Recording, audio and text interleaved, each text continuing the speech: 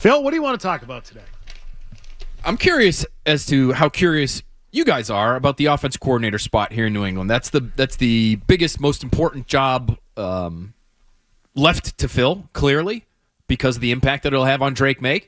And I'm a little surprised, number one, that we haven't heard much, and I've been trying.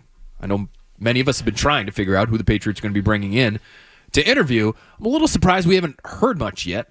I've actually reached out to a few people that you would think would maybe be hearing from the Patriots on something like this and haven't yet. And so I'm curious on a number of different fronts. Why the wait, number one, and who's it going to be? Is it going to be a long list? Are they going to be zeroed in on one particular person? Is this Josh McDaniels or bust, the same way the head coaching job was Mike Vrabel or bust? And if it is, how do we feel about that? So I've got a number of different questions when it comes to the offensive coordinator thing. Because I think you look at Josh McDaniels, and there are plenty of positives there, and I would put him as the favorite right now because of his familiarity with the organization, with ownership especially. Obviously, he crossed over with Mike Vrabel here. Was running that offense by the time Vrabel left here. But is that more of the same in terms of just leaning on what you're comfortable with? And do you have a problem with that? I'm not sure that for Mike Vrabel it is what he's most comfortable with. I think for the Patriots as an organization, it's what they're most comfortable with. I don't know if it's most comfortable for Mike Vrabel, though. May not be. Josh McDaniels' style may not be what he's most familiar with. It would be a change from what he's had before. And so I know I'm now defending Josh McDaniels' candidacy, which makes Tim McCone very happy. I appreciate that. Slowly coming over. But it may not be what's most comfortable for him. So for Mike Vrabel, I don't think that's what it would be. I think for the organization, it absolutely would be. I would worry more about the effect it's going to have on the quarterback than it is on the head coach. And I hope the head coach would be able to separate that. And I would understand also why I would also be threatened by a former head coach coming in that has an excellent relationship with ownership, to where if things aren't going well, what's he going to say to them about me? And not that Josh would do that. This is the way coaches think. They hire their people. You just saw it with Joe Kim. He's a Belichick guy. He's probably going to end up in Carolina. Don't be shocked by that. I don't think Josh would go down there to be an offense coordinator at the collegiate level. He's a pro coach. He's a pro guy. That's why you won't see him being linked to Bill down there. So I can see both sides of it. I really can. But for the betterment of the team and the quarterback, it should be Josh with the quarterback and the results he would get from him.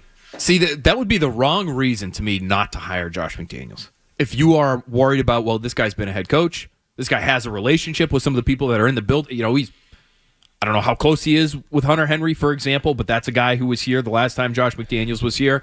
Does that undermine him in any way?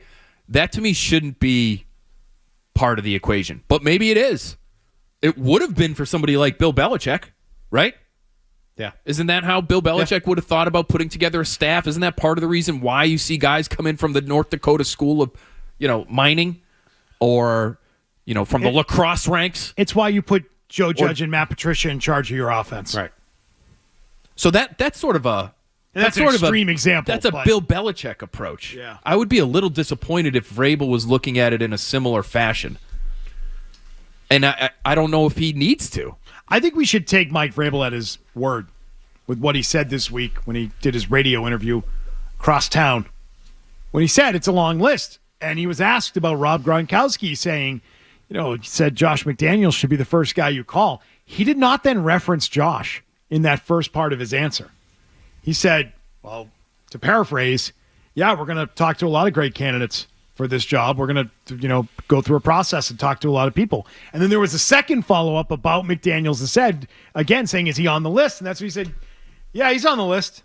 It's a long list. A lot of people on the list, yeah. Like, that to me was him kind of downplaying the possibility of Josh McDaniels, but I also think he's telling you the truth. I'm not tipping your hand at a favorite. Well, no, he's just saying, though, it is. Do you believe that it's a long list? Do you think he's going to do a full thorough process? I don't think it's a long list, but I think it's a list of more than 3, yeah. I'm just curious. I hope it's a long list. I hope they go through a thorough process. This is not Ferrari you got to clean up here. I'm just going to take him at his word. He called it a long list. I'm going to believe him. Okay. It's just not been the MO for this team when they've had options. I know. Like last year, they didn't have options, and so they had a long list, as we well know, yes. Right? And they landed on one of their last choices. I hope they go through a similar process, but for different reasons. Because they're going to have interest in this job. This is a good offensive coordinator job. You're with a new head coach who is already established, who already has a relationship with ownership, who's going to be given some runway here, you would think. And you have a young quarterback with a lot of promise. And you have the ability to improve the roster in a significant way. This is a very different job than the one, for instance, that Nick Caley turned down about a year ago. And that's a guy they should be calling again. Bring him back. Whether you're offended or not by him not accepting the job last year, bring him back in and talk to him. Just see what more he's learned about that Sean McVay offense. See what more he can bring to the table. See how different his plan would be versus Josh McDaniels. Obviously, he learned a lot from Josh McDaniels. John Carroll, guys, he spent his entire, pretty much until the last couple of years, pro coaching career under Josh McDaniels. So they're going to bring some similar things to the table, but he's a younger guy. I think he's got a different energy about him. He would come with Sean McVay's stamp of approval. Like, why wouldn't you bring that guy in? So, to me, you should be doing this thorough search thing, even if the organization isn't all that keen on, going through the quote-unquote process. Yeah, Bert Breer, who was in studio yesterday, why are you laughing, Zoe? And he talks to a lot of people. He knows everybody. Mentioned the possibility of Caley and Stryker, that stretch, coming as a package deal from the Rams to the Patriots. Would make a lot of sense. Stretch, obviously, I'm sure he told you about his background with Vrabel and his right-hand man thing. Oh, I know. That's well known. We know all about that. Okay. I didn't have to talk to anybody to know about that. But those two guys have been there together this past year. And so maybe there's a connection there. The graphic. And I'm on radio. And I'm on Cleveland radio. Yeah, that's great. Looks don't matter in this search either. That's right. That's right. Everybody can apply for this one. No discrimination at all in the hiring process for this. No uglies. Fat guys, skinny guys, pretty guys, ugly guys, whatever you got. Yep. We want the Can't have a best marble guys. mouth. We want the best. I feel like I missed a good Albert Breer stint with you guys yesterday. Oh, it was fun. It was a fun 2 hours. This is flying over my head. It was an all-timer. BMIs will not be checked at the door. You are welcome in. All shapes and sizes welcome. It's good to know. Who do you want? Who would you want, Beetle? I want one of the younger guys. I want to poach one of the young up-and-comers. Kubiak. Give me a Kubiak. Give me one of these guys that give me a tight pants coordinator that doesn't have play calling ability. We looked at that list of guys around the league, right, where you can say, hey, you're not calling plays there. This is a promotion. Come to the Patriots. Get your chance to call plays. What do you admire? So LaFleur, that would be LaFleur in L.A. LaFleur, yeah. Give me the give me the here's what I want. The visor guy. I want the West Coast guys. I want the guys that can have an offense that gets players up and running quickly. That's what I want.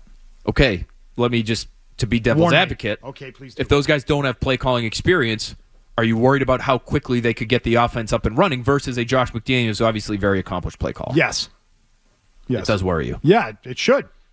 Do you want to? It's a huge unknown. Do you want to? It is risky. Do you want to invite that kind of risk? No risk it, no biscuit, my friends. Okay. We win or lose, we booze. I mean, again, sort of the opposite approach with the head coach. You could have risked it at head coach, and I get why you don't. I think Vrabel was the best choice for the job. Same. But if you're bringing that same kind of attitude and that same mindset to how you're going to hire your offensive coordinator, well, wouldn't that mean Josh McDaniels? I will say the thing that Greg Bedard said that we played earlier about Vrabel not doing a great job of hiring inexperienced coaches and guys not panning out in Tennessee has me a little worried about Sounds a little his ability, Belichickian. his ability to pick the right young, bright mind on that side of things. It might just be. I might just have to settle for stability. We don't have to risk it for the biscuit, man. You can have just the biscuit. Josh McDaniels. Accomplished play caller. So much so that he landed 2 head coaching jobs. The head coaching failure should not prevent you from bringing him back as an offensive coordinator. Track record with young quarterbacks. No, but I'm interested in this other thing. Vrabel doesn't have experience with McDaniels on a coaching staff.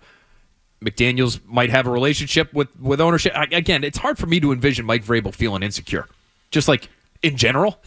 Doesn't So inviting Josh McDaniels in, to me, I don't think that would necessarily move him emotionally in that way, but I could also see him wanting one of quote-unquote his guys. A younger guy, a less experienced guy, a guy that he can put into that spot and watch him grow.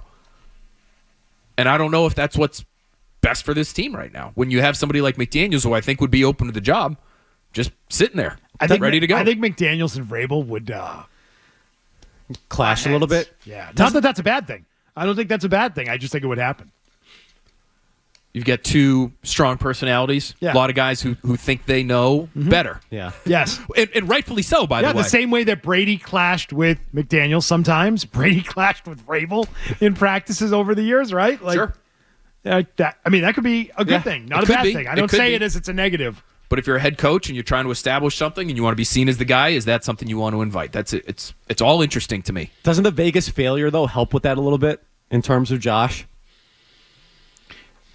Sure. Was yeah, it? and one guy's the head coach and one guy's not. Right. And so he would have final say, and listen, I think McDaniels would understand that, but I think McDaniels would also be part of the appeal of hiring him in the first place would be you're making him head coach of the offense. And so you'd have to give him a certain amount of leeway. Like, I don't think Josh McDaniels is taking the job, but Mike Vrabel's just be hanging over his shoulder and critiquing his every move.